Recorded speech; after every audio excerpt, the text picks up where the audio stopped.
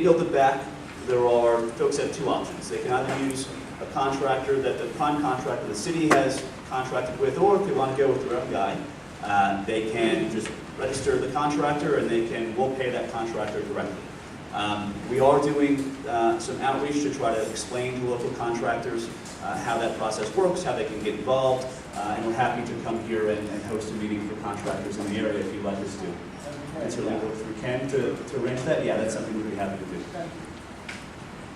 Yes, ma'am. We had a synthetic soccer field in Ferry Point Park was damaged, and I heard it was going to be redone by Build It Back. Is that possible? So that wouldn't be done through Build It Back. Okay. I'm not aware of that project specifically. I'm happy to talk to you after and try to find somebody who would know about that. Build It Back just assists residential units, Right. so soccer fields wouldn't be a part of that. Okay. Any other questions? So like I said, if you're in the Build It Back program, we have a question about your case, we can help you in the back at any time. How many people are in Build It Back, just so I can get a sense of? Okay, well, certainly tell your neighbors then that we'll be at the community board on Wednesdays, Thursdays, and Fridays this month. And I'll introduce Daniel Kroll, again from the Office of Recovery and Resiliency.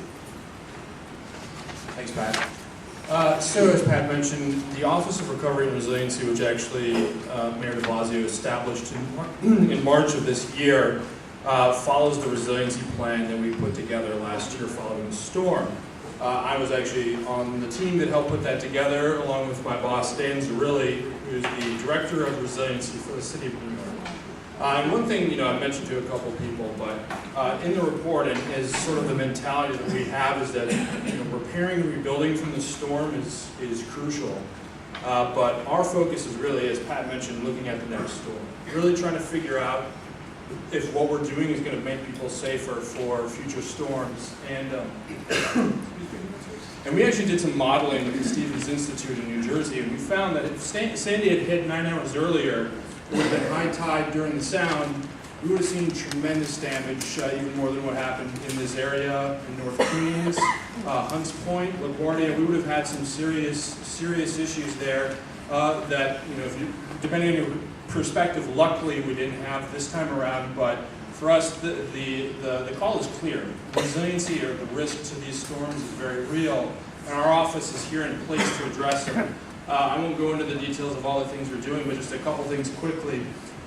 We've been working with HUD to do their Rebuild by Design program, and they announced some winners, including $20 million that they're putting into Hunts Point to make sure that there's some things that we can do to make it safer. And I know that's just outside the community board district, but it clearly affects a lot of folks citywide. We're also looking at how we can strengthen the coastal defenses around the city, all over the place. Certainly in areas that were impacted by Sandy the most, along the beaches, but that also includes areas up here. So we're, for example, looking at us doing a study to look at low-lying bulkheads around the city, including the Bronx, to try to figure out where there are vulnerabilities there that we didn't know before. We're looking at another program to do continued inspection and maintenance of the city waterfront, including city-owned property and other areas that are vulnerable, to make sure that we are proactively trying to figure out where defenses need to be built up and what we need to do about that. As many of you may know or not, the waterfront is a pretty big mishmash of jurisdictions, state, federal, city, different agencies. Part of what our office is trying to do is sort through that and make sure that we have a clear idea of how to assess these risks. Another major issue too is flood insurance. I know I've spoken to a few of you. It's a major issue that's going to impact the city. We have expanded flood maps. We have people who are in the flood map who weren't before. We have bigger waterproof forms. That's removing some subsidies for folks that have had those since 1983, essentially. This is going to have a major impact. And among the things we're looking at are how we can work with FEMA to not only make homes safer, but allow people to do things, elevate mechanicals maybe, make their buildings and their homes safer in a way that will reduce their insurance premiums, as opposed to, say, lifting their entire building up 18 feet or whatever it might be. Clearly not feasible for many areas in New York City, and I don't think FEMA's really dealt with anything like New York City like that before. So we are working through a long and complicated process there, but we are very focused on flood insurance We're putting out 2 studies later this year to look at what the actual impacts of flood insurance will be on multifamily buildings and on 1 to 4 family houses. And so if we get a better sense of what's actually happening, we can figure out how we can work with people to make that better. And we're also going to be doing a consumer education campaign. So we're going to be back all over the city this fall, really, or later this year, talking about how flood insurance is going to impact people specifically, depending on their buildings, their neighborhoods, and what the city's doing. So there's a number of things happening, and just briefly, and I'll certainly be around for questions as well. The Department of City Planning is looking at how we can make certain specific areas more resilient to future floods and any other sort of natural hazards. They're looking at 10 key areas around the city for now, and hopefully more with more funding. One of those key areas is Edgewater Park. So we're making sure that we're studying that area and figuring out how we can make it safer, how we can think about community planning around things like economic resiliency, for example, a lot of different areas with that. So there's, I think, 257 initiatives altogether that we're working on. These are citywide. These are the things that we're working on all over the place to fight the next war, so to speak. So with that, I'll just say, are there any questions? Actually, one thing. So if you have, I'll give you an email address. It's NYC Resiliency. NYC Resiliency at cityhall.nyc.gov. And that'll make sure it gets to folks who can answer any sort of general questions if you think of them later. Please follow up there. But yeah, any questions maybe I could take at the moment. What are you doing in this area right now? Right Are now? you working on any project in this area? Right now, so one of the things that we're working on is we're working closely with the Army Corps, who has a lot of authority and jurisdiction on the waterfront. They're doing a study that includes this whole area, the entire city. And we want to make sure that they're going to produce recommendations that will help the city. The programs I mentioned are happening now, so we're looking at waterfront Where are inspections. they happening in this area? I don't know where the bulkhead inspections are happening, but they're looking all over the city, including the Bronx. So there are happening. I don't know where exactly.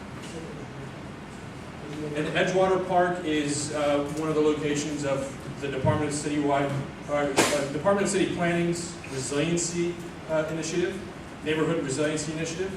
And they're going to be, I think they're going to be coming to you soon, I believe. Not in the next couple weeks, but they'll be speaking to you more about those studies that are going to be happening over the next several months. Yes? Any of the programming dredging? In general, yes. The Army Corps is doing dredging to, produce sand for beach replenishment, among other things. I'll have to get back to you more specifically. We got a couple of areas here where they're trying to get dredged for years and years. It's getting worse and worse.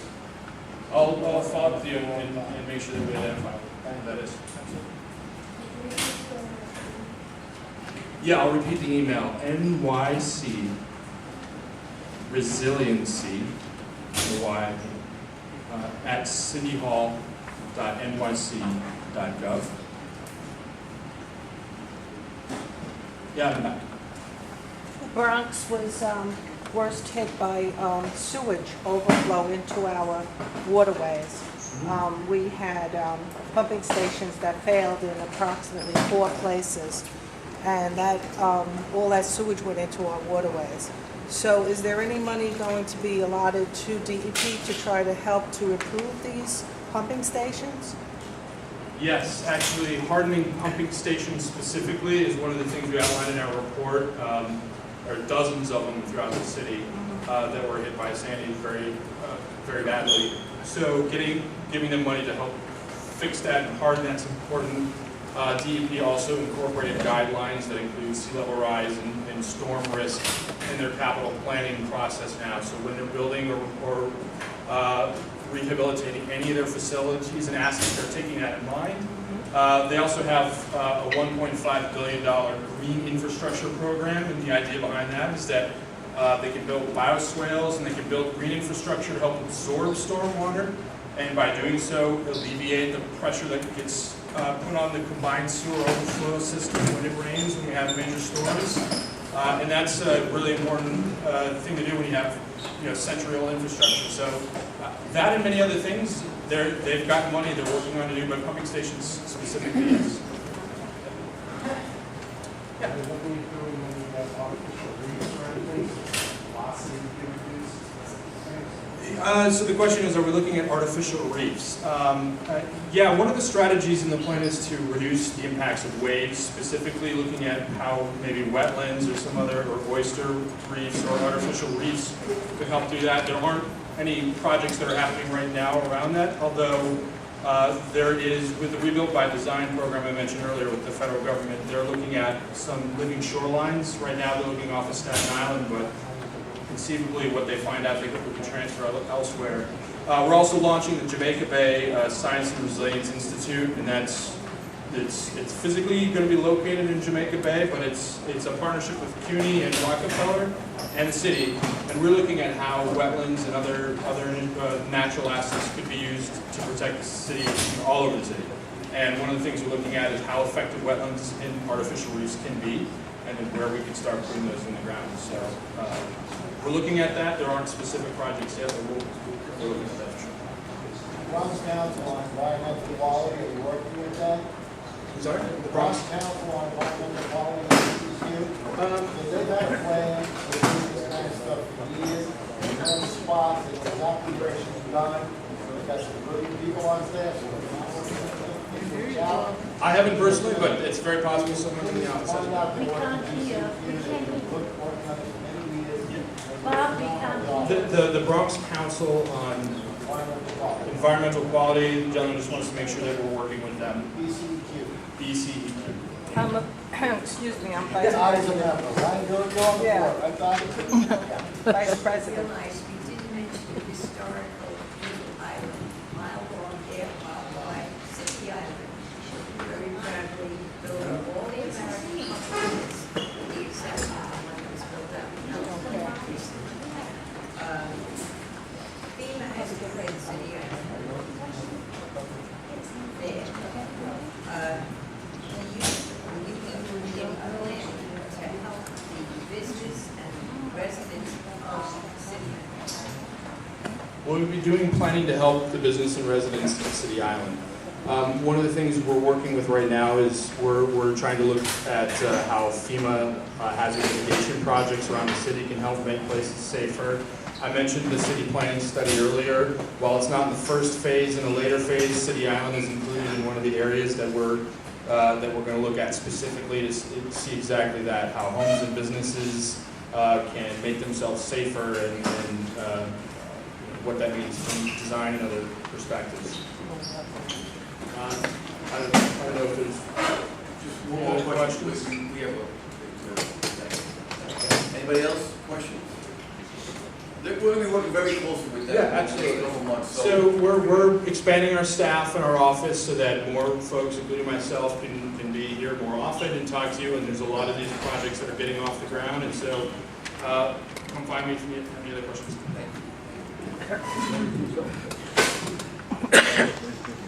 Ira Tanaba from OEM.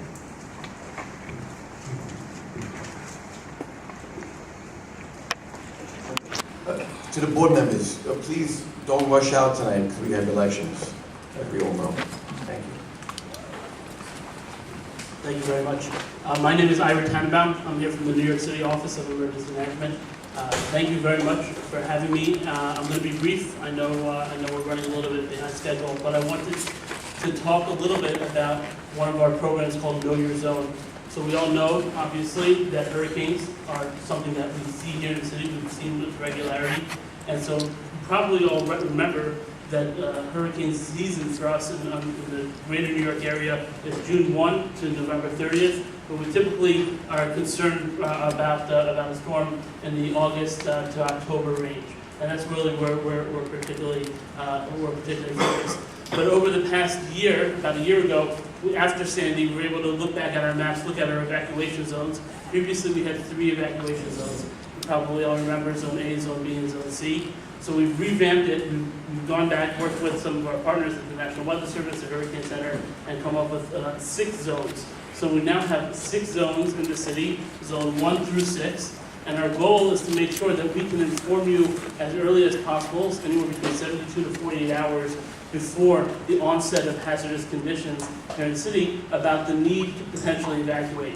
We're looking at areas, the evacuation zones are areas that we feel would be inundated with storm surge. So that's the water that's pushed in by the